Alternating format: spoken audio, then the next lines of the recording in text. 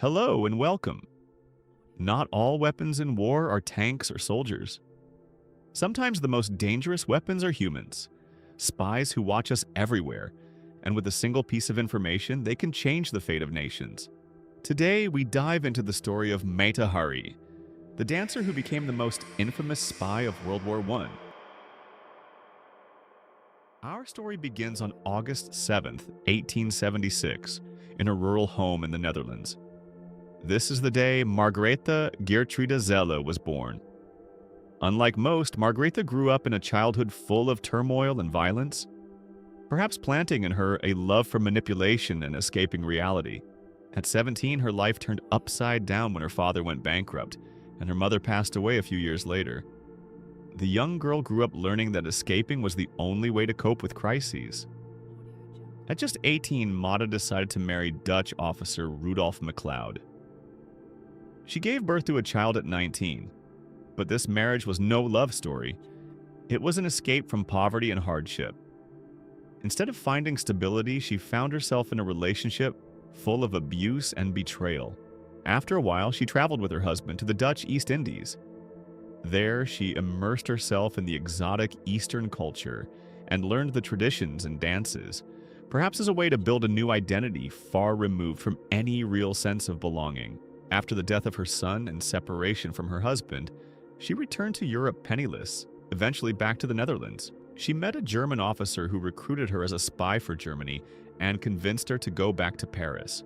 She adopted the name MataHari, meaning Eye of the Day in Malay.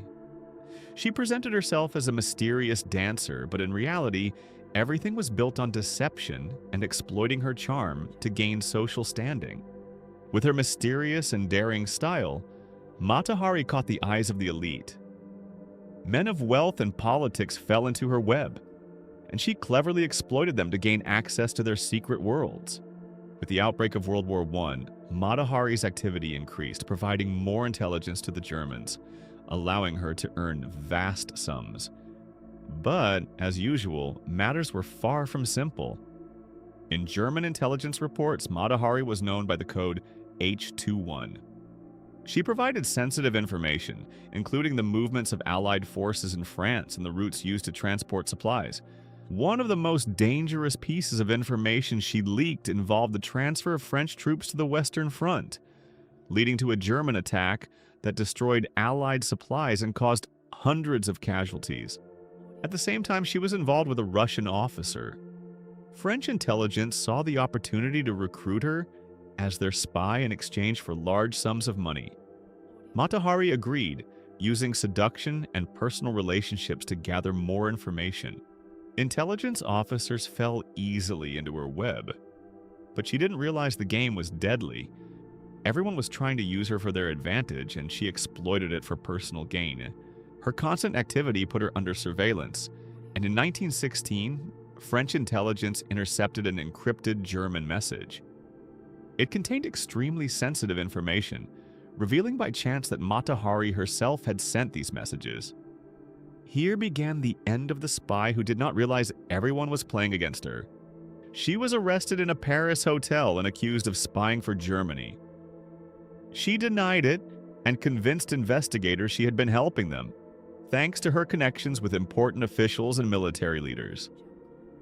Amazingly, the French sent her on a secret mission in Belgium, where she aided French intelligence agents and provided crucial information. However, the Germans retaliated, confirming her involvement. French authorities then arrested her a second time, and this time she could neither escape nor deny the charges. MataHari's trial was harsh. Despite being convicted, she was not allowed to defend herself, as if she were a scapegoat to satisfy public opinion. The French press portrayed her as a symbol of betrayal, and the prosecution claimed she caused the deaths of tens of thousands of soldiers with the intelligence she provided. The French court did not hesitate to issue the death penalty. Although she denied the charges, her past, full of secrets and mystery, confirmed her betrayal. On October 15, 1917, she was led to the execution site and shot by a firing squad. After her execution, secret reports confirmed her full involvement with the Germans. The intelligence she provided caused severe losses for the Allies. To this day, MataHari's story remains controversial. Some see her as a victim, others as a traitor without a doubt.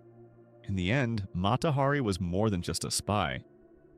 She was a story of greed, deception, and ambition that always ends inevitably with a fall.